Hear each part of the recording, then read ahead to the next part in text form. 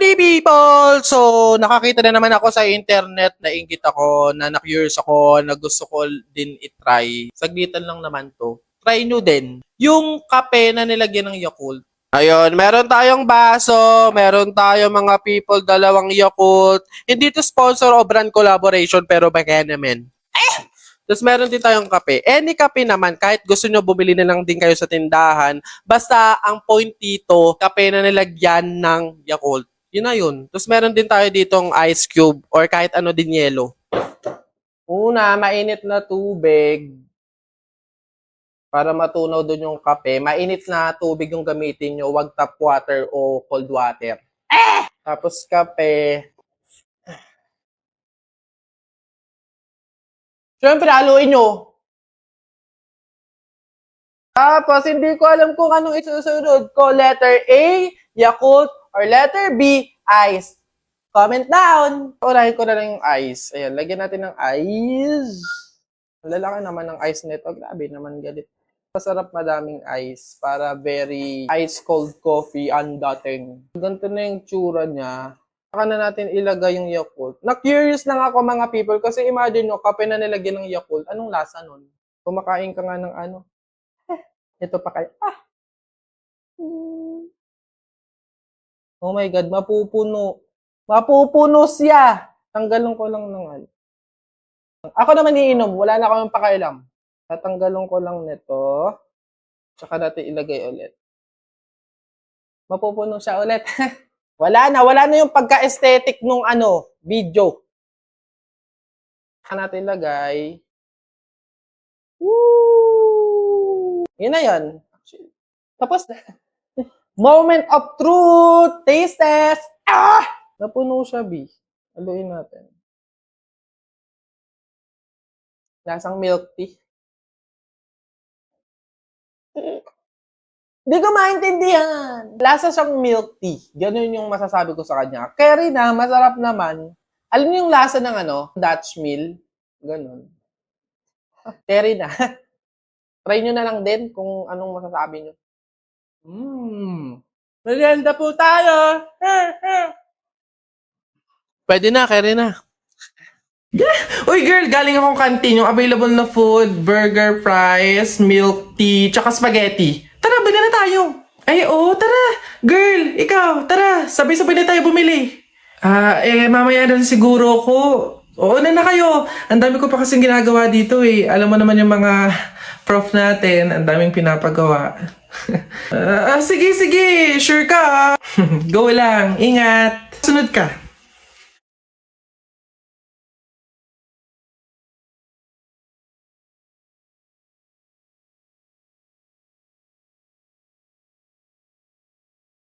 Oh, excited na ako, babe. Oh, girl, ano? Sama ka? Tara! Buong section natin is pupunta sa mall later after class. Let's G? Oh,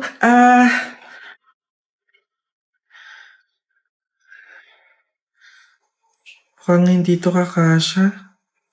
Sakto lang to sa pamasahe ko eh. Pasensya na talaga. Next time na lang. Dami ko kasi talagang gagawin eh. Sayang naman. Masaya to for sure. Sorry talaga. Promise, next time babawi talaga ako. Uy, enjoy kayo ha.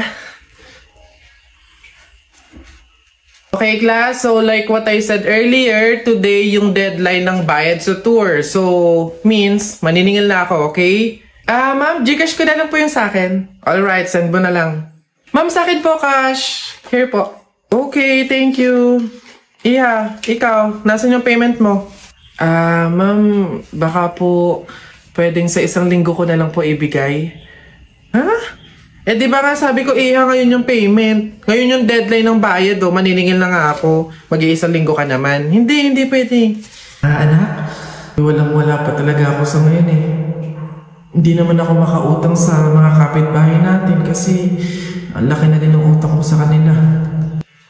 Ma'am, pasensya na po, hindi pa pala ako makakasama sa tour. May pupuntahan din po kasi kami eh.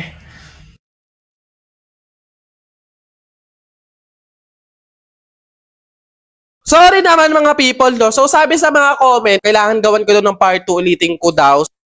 Ha? Ay, oo nga!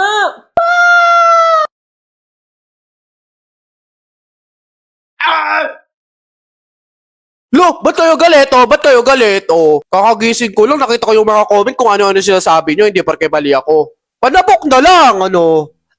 Pag ganitong namamaga yung wisdom teeth ko, sinasabi ko sa inyo, wag nyo talaga ako iniinis talaga. Hahambalusin talaga! OA. Mali naman talaga. Hindi ko naman alam.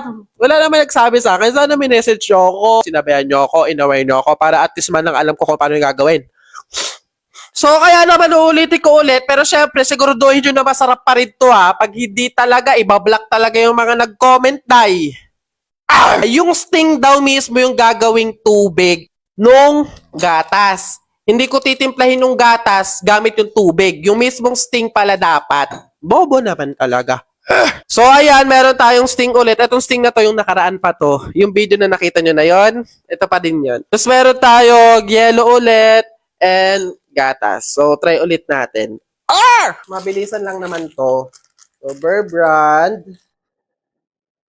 Wala na, natapon-tapon na. Ang tagal naman. Sinama niyo ako, minusgahan niyo ako, kung ano-ano pinagkasabi niyo sa comment, 1,000 plus yun ah. Pag ito hindi pa din masarap kahit tama na yung gagawin ko, ipapakulap. O ayan na, hindi ko na siya lalagyan ng tubig, hindi ko na siya titimplahan ng tubig. Yung sting mismo ang gagawing pangtimpla nito. Tignan natin. Kita nyo? Ang baboy oh, hindi aesthetic. Nakita nyo naman yan. So, haluin natin. Hindi naman natin uubusin. Kasi pangit din naman yung lasa. Tapos, lagyan natin ng yellow. Alam nyo, feeling ko nararamdaman ko, magiging proud kayo sa akin. Kasi parang natama ko yung pagkakamali ko. Ang gaan. Sa pakaramdam. Pag eto, hindi pa rin masarap, pahiya kayo ngayon. Moment of truth! Taste test! Di pa pala ako nakain. Nakaikamata. Wala pa palang laman yung chan ko, tapos mag-i-sting ako. At least Burr Brand. May Burr Brand. So, parang tibay lakas. Let's take a sip. Ay, oo nga! Masarap! Para pa rin siyang Dutch Mill. Masarap nga. Ay, ang bobo, strawberry nga pala talaga to. Kaya pala ano. Sa unang video sinasabi ko, para siya strawberry, strawberry, strawberry. Strawberry pala talaga yung sting. Hindi kasi nagbabasa, babe. Lasa siyang Dutch Mill. Alam mo yung mga frap or frappe sa coffee shop? Ganon. Pinagsama-samang prutas na binlender mo. Ganon, para siyang shake. Tama kayo! Sarap! Masarap. Sprite na may itlog. Visit kayong mga nag-comment kayo.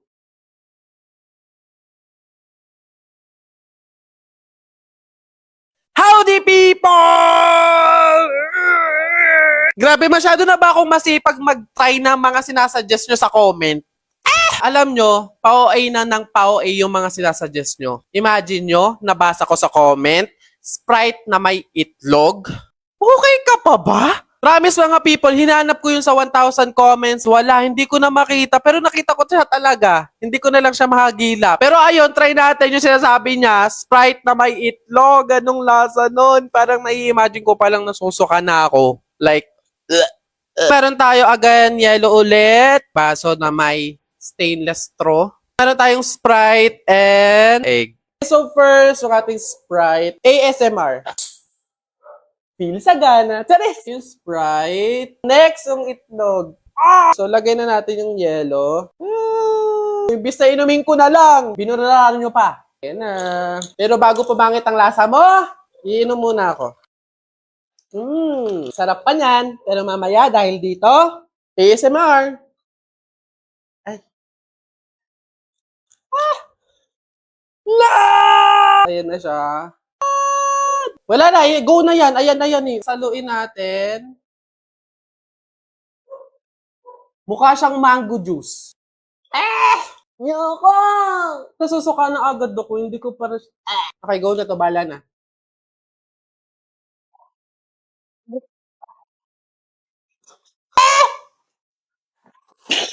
Ang lansa niya! Magsusuka talaga ako, be. Bakit ganun nakakasuka yung yung lasa ng itlog na hilaw? Bandang taas tayo, bandang taas. Ang lapot niya, mas lamang yung itlog kesa dun sa Sprite. Last. No, no. Visit kayong mga nag-comment kayo.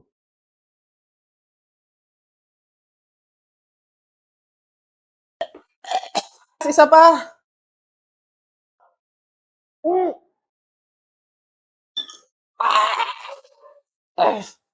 Okay na yun, okay na yun. Pineapple juice na may snowbird! Kasi hindi ko pa naman siya na-try. Kala nyo, hindi ko alam yung ibig sabihin ng pineapple juice with snowbird, ah. Sabi sa inyo eh.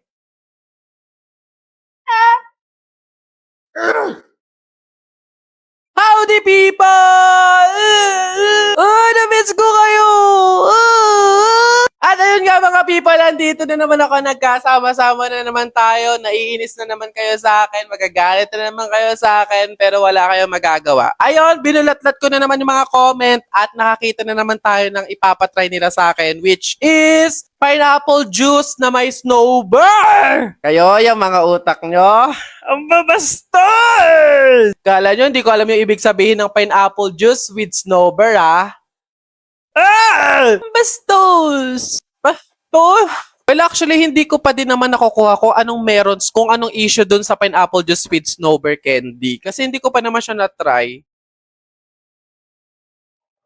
Yellow! Buhay na buhay pa din yung ating baso with stainless straw. And yung ating bida for today na pineapple juice. And snowbird. Nung binili to, nagtaka yung tindera, bakit ka bumibili ng ganyan? Siguro ano siya, maanghang or like malamig. May yellow na nga, tapos may menthol pang candy. So feeling ko malamig siya sa bibig. First, pineapple juice. Try natin kung makakapag-ASMR. Yan. Yellow! Yan, mas masarap maraming yellow. Bago maburara, titikman muna uli natin para syempre, hindi sayang. Okay, last, yung ating snowbird. Ayan.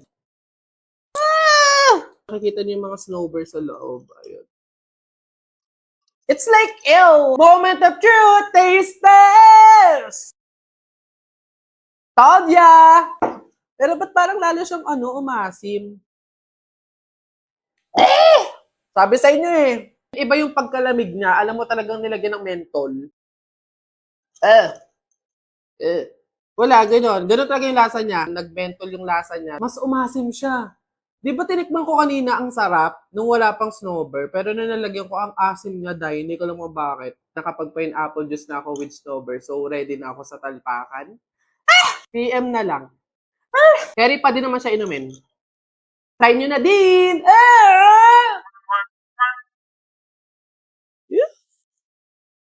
Tagal naman itong sagutin, excited na ako eh. Hello, ano yun? Babe! Buti naman sumagot ka na. Ayun, so, may free time ka ba ngayon? Gala naman tayo, labas tayo, libre kita. Game? Tara! Sorry, may lakad na kami ni Eloise mamaya. Maybe next time. Ay, di sakto. Sama na lang ako sa inyo. Hello? Hello? Hello? Ay, be, tanda mo yung umalis tayo nung nakaraan. Tapos nakita mo din siya dun, di ba? Uy, oo, be. Tapos hindi ko talaga bet yung suot niya that time. Hoy, ano yung pinag-uusapan nyo? Yung umalis kami nung nakaraan. Anyways, nakita mo yung kasama niya that time. Si Jake yun, di ba? In fairness, Hindi, nag-blow up okay talaga siya. Pero hindi ko na-expect kasi paano nung nakaraan na Hello, te? Uy, babe, kumusta? Napatawag ka? Papasama sana ako sa'yo today. May bibilihin lang naman ako. True ba? Aayain mo ako lumabas? Yeah. Wala kasi si Athena eh. So, wala akong makakasama ngayon. Sige. Go lang. See you. Hello, Eloise? Eto na, patapos ako mag-ayos. See you. Sorry, wag na pala.